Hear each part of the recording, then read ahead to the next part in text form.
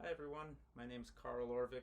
I'm the resident artist in violin and viola at the University of New Hampshire.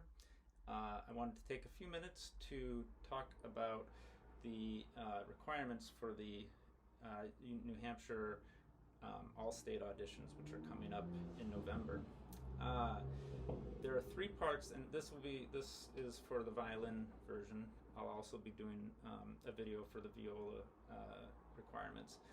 But there are three parts to the audition. There's the scales, the repertoire, and the sight reading. For the sake of time, I've got about 10 minutes to talk to you about this, and I'll skip the scales and the sight reading. We'll just focus on the Prelude and Allegro, which is the repertoire requirement. Just quick things about the scales and the sight reading. First of all, scales, it's a fairly fast tempo that they're having you do, so it's 50 for the quarter note, and the scales are written in sixteenths. But practice them slowly. I'd recommend that you practice first with 50 being the beat for 16th notes, so very slow, and then 50 being the beat for 8th notes, a little faster, and then of course the goal of 50 being the beat for the quarter notes. Remember about your tone and intonation. Those are the priorities for scales. For sight reading, a lot of people feel, well, just leave it up to the air because you don't know what they're going to give you, so you can't practice it. You can practice sight reading anytime you've got, pieces that you've skipped over in a book of pieces that you have, or etudes you've skipped over. Those are perfect for sight reading because you actually haven't played them before, and you can practice the ideals of keeping a steady beat, not stopping, trying to recognize what key you're in, and not that your intonation is the ultimate thing, but I think it's very important that people know that you are aware of what key you're in when you're sight reading. So those are things you can practice. But yeah, that take those to your teachers and take them seriously. I know the repertoire is sort of the centerpiece of all of this, but those are also very indicative of how someone plays and very important parts of the audition. So moving on to Preludium and Allegro. So first of all, this Preludium is Allegro. The tempo of the beginning is marked Allegro, and I feel it's important that you play it at a fairly fast clip because it's 30 or 40 quarter notes in a row and nothing else, and you need the speed kind of helps with the phrasing, I think, in this. So I recommend around somewhere between 112 and 120. Let's go, here's 112. Depending on what, how you feel comfortable with this. Let me just play a little bit. I'll play the opening and I'll go through the Andante. So here we go. 1, 2, 3, 4.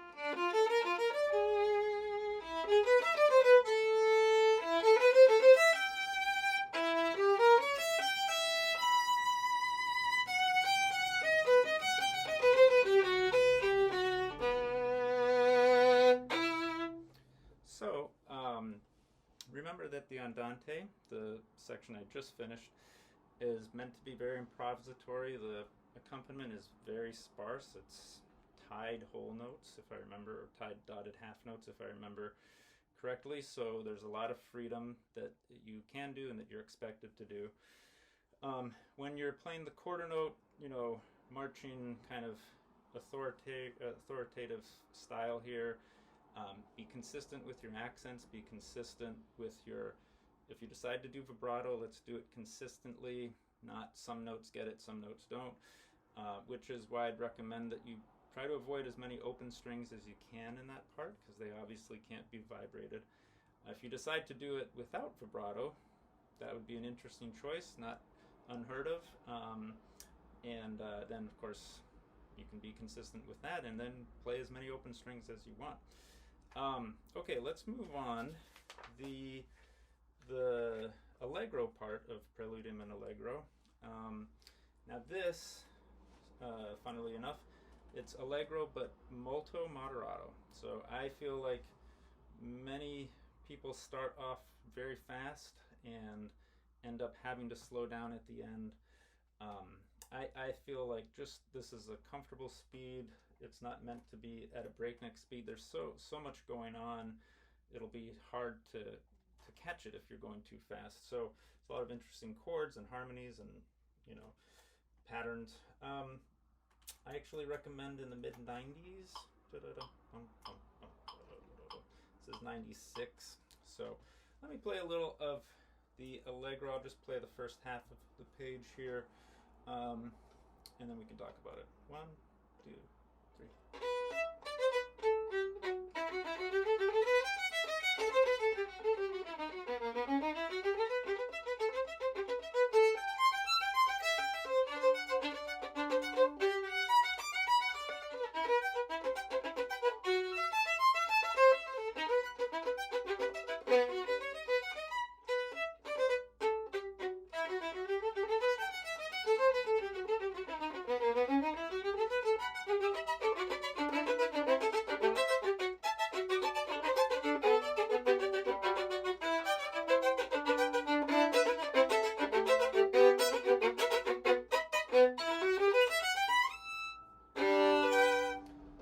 Okay, so couple things.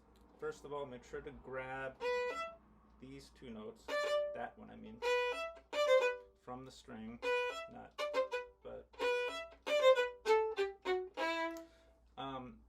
play up on the differences, the contrast between dynamics, piano forte,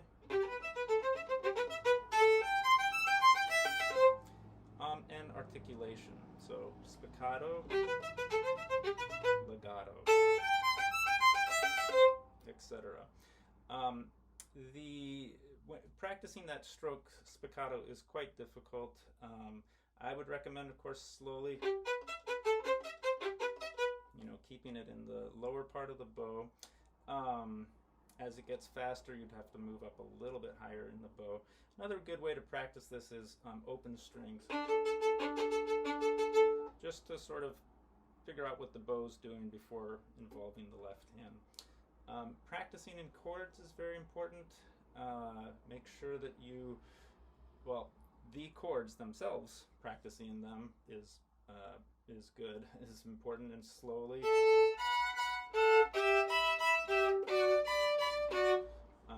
But there are parts that are written without chords that can be practiced in chords. So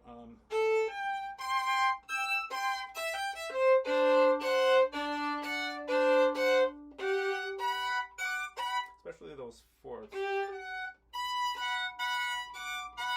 are really easy to tell when you're out of tune on those. So practicing chords there.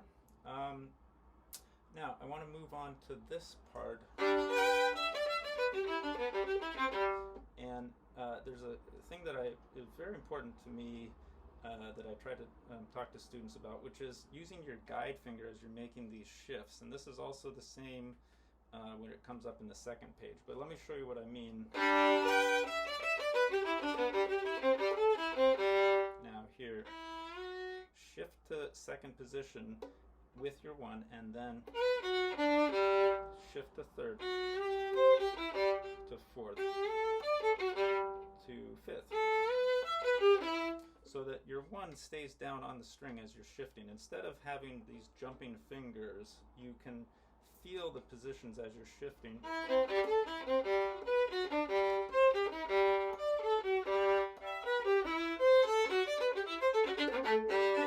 It gives you a much better sense of security as you're shifting up to know you've got a connection to the fingerboard. Same would be true on the second page.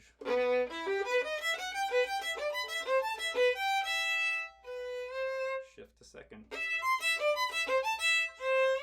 Shift to third. To fourth. To fifth.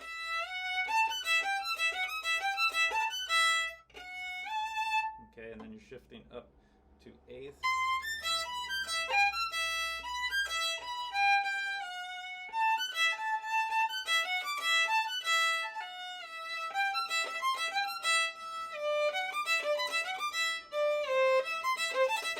So the whole way that you're playing this is your first finger is just gliding away up and down and really connecting to the position. So again, I feel like so many people play this and their fingers are just jumping up all over the place and you're not really connected to a position. So that is another really important tip that I'd like to share with you. Last thing, and I think I need to go, is you're playing these chords. Try to get all three at once. Aim your bow for the middle string, whatever middle string it is. Short, concise bows. And try to come from the string so you can really grab them. Okay, have fun.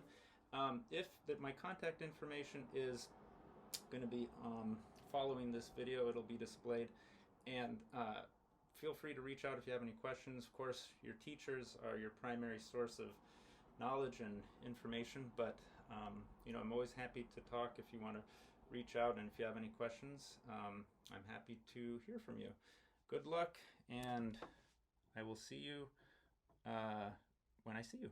Bye.